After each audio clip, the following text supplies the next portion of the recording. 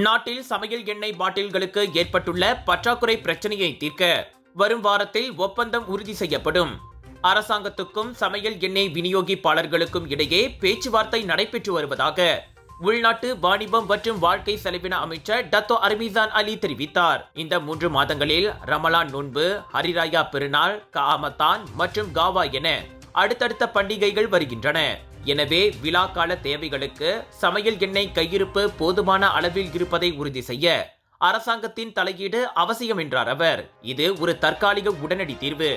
நீண்ட கால அடிப்படையிலும் இப்பிரச்சனைக்கு தீர்வு காண அமைச்சு மும்முரம் காட்டி வருகிறது.